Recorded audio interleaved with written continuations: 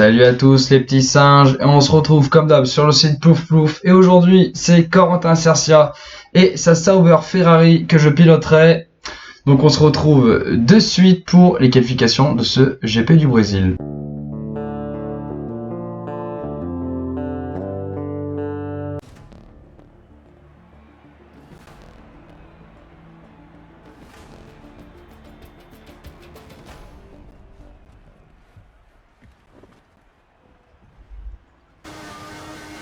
Et on se retrouve en Q1 au volant de la Sauber avec Corentin Cercia qui s'élance pour ce premier. On espère qu'il va réussir un bon temps puisque la qualification se déroule actuellement sous la pluie. Donc ça risque d'être très compliqué.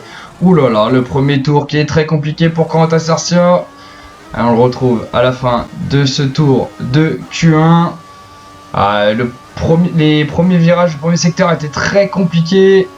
Il tourne en 1.26, 0.33. Il va repartir pour un second tour directement, Cercia. Et c'est très bien négocié, bien mieux que le premier tour. Il va gagner du temps, il va gagner beaucoup de temps je pense, parce que là il avait déjà perdu du temps. Même par rapport à des voitures bien plus lentes que la Sauber. On va voir quel temps il va réaliser. Et c'est 1.22, 636. Non, pardon, 641. Il est à quelques dixièmes, centièmes. Oh, pardon. Non, il a quelques millièmes, de bravard. Pas de grosse surprise chez les pilotes. On retrouve chez les éliminés Damien, Antonin, Florian, Anthony, Étienne et enfin Yanis. Cercia donc a réalisé un très bon temps. Et Brick Bravard, surprenant, premier de cette Q1. On va voir en Q2 ce que ça donne. Et c'est parti, Cercia qui s'élance pour son premier tour dans cette Q2. Il pleut toujours à Interlagos au Brésil. Allez, on va voir si le premier enchaînement est bien géré par Cercia. Pour l'instant, ça l'est. C'est très bien joué. Et pour l'instant, il perd pas de temps, Cercia. Et il va boucler son premier tour en Q2. Alors, quel chrono va-t-il réaliser sur ce premier tour ?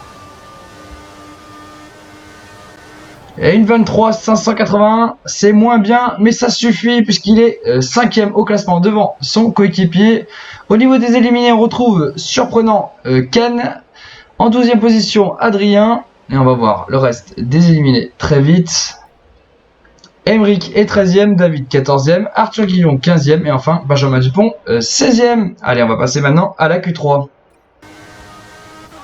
Et c'est parti, on se retrouve en Q3. Corentin Cercia est déterminé à réaliser un bon temps sous la pluie avec sa Sauber. Il a montré en Q1 qu'il pouvait être très très rapide. Va-t-il réussir à rééditer l'exploit? Il y a du léger patinage dans les premiers virages. Et on va voir Corentin qui va boucler son premier tour en Q3. Le temps a l'air d'être quand même plutôt bon. Ça sera 1.22, 553. Et ça sera pas suffisant. Corentin champion qui fait la pole position devant Thomas Moulin et Noé Carrière. Elliott est 4ème, Corentin 5ème, Nicolas Curtil 6ème, Alexandre Play, son coéquipier 7ème, Aurélien et Gauthier en 8 et 9ème position et Quentin Giraud clôt la marche de cette Q3.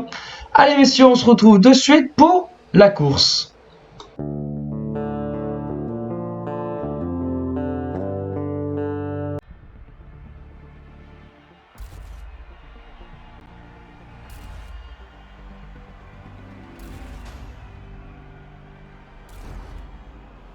Et on se retrouve sur la grille de départ en 5ème position avec Corentin Cercia dans sa Sauber. Et ouais, il doit prendre un bon départ. Il est juste derrière Elliott Sharpay et Noé Carrière. Et ouais, le départ est très bon. Le départ est très bon pour Corentin Cercia qui prend de suite la 4ème place. Eh non. Elliott est toujours sur le côté. Et s'il va arriver, il va arriver à prendre la 4ème place. Attention, pas rentrer dans Noé. Et attention, il va jouer avec Noé la 3ème place. Le très bon départ des deux Ferrari. Elles ont été rapides les Ferrari. Et attention, il est dans l'échappement de Noé et il se décale. Et devant, on voit Thomas Moulin qui fait, oh là là, gros dépassement sur Corentin champion. Et Cercia, lui, n'est pas arrivé à dépasser Noé Carrière. Attention, derrière lui, Nico Curtil est juste derrière. Et Cercia, attention. Oh, et Nico Curtil qui fait n'importe quoi. Nico Curtil qui envoie le pilote Sauber dans le décor. Heureusement, Corentin Sarcia est arrivé à conserver son véhicule sur la piste. Ah là là. Et on se retrouve à la fin de ce deuxième tour. Oh là là, et le gros freinage de Corentin Sarcia qui va doubler les deux voitures. Il va doubler Ken et Aurélien Jourdan. Quel beau dépassement de la part de Corentin Sarcia. C'est incroyable, c'est très bien joué. Et Elliott Sherpa en a profité pour le suivre. Et il est en 5ème position, Elliott. Il va lui mettre la pression à Corentin Sarcia. Et non, il se rabat, il se rabat. Attends, beau move, très très beau move de la part de Corentin Sarcia. Et on se retrouve à la fin de ce deuxième tour. Et Ken Gardien n'a rien lâché. Il est juste derrière Corentin Sarcia qui vient tout juste de se louper dans le virage. Attention, Ken est dans l'échappement de Corentin. Et en plus, avec la ligne droite, il va lui donner de la spi. Heureusement que Ken doit se défendre aussi, parce que sinon, Corentin serait dans la panade. Et on se retrouve à la fin de ce troisième tour. Et Ken est toujours à la chasse à Corentin Sarcia. Et il est juste derrière lui. Et il est juste derrière lui. Est-ce que ça va tenir pour Corentin Sarcia? Est-ce que ça va tenir? Oui, ça va tenir. Oh, très belle fin de course de la part de Corentin Sarcia, qui arrive à conserver sa 4ème place. C'est très très bien joué de la part du pilote Sauber. On va voir ce que ça donne au classement. Et Thomas Moulin qui s'impose devant Corentin Champion. Noé est 3ème, Corentin Sarcia 4ème, Ken 5ème, Alex est 6ème, Elliott 7ème, Aurélien 8ème, Damien 9ème, Gauthier 10ème. 11ème, on retrouve Quentin. 12ème, Emeric qui fait une belle course au volant de la Williams. Et en fin de classement, pas de grosse surprise à part Nico Curtil. Après sa touchette avec Corentin Sarcia, se retrouve en fond de grille. Allez, on va passer maintenant au classement pilote, constructeur et moteur. Au niveau du classement pilote, Thomas Moulin se rapproche à 16 petits points de Corentin Champion alors qu'il reste une course. Les deux pilotes Ferrari vont donc se battre pour le titre sur ce GP d'Australie. En 3ème position, on retrouve Elliott Sherpa qui, pour l'instant, sécurise cette place. En 4ème, on retrouve Elliott qui est à seulement 7 points de... on retrouve Noé, qui est à seulement 7 points d'Elliott. En 5ème position, on retrouve Gauthier. En 6ème, Aurélien Jourdan. Allez, on va passer maintenant au classement constructeur et moteur. Chez les constructeurs, pas de surprise, Ferrari domine une nouvelle fois la manche du GP du Brésil et prend l'avance qu'il faut pour être sacré champion du monde des constructeurs.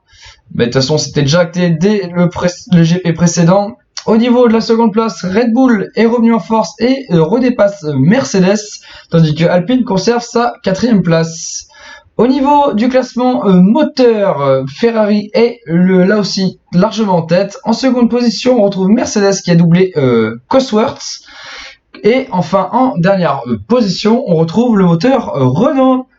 Voilà messieurs, c'est tout pour aujourd'hui. On se retrouve très prochainement pour le dernier GP de la saison, le GP d'Australie. Allez, ciao ciao!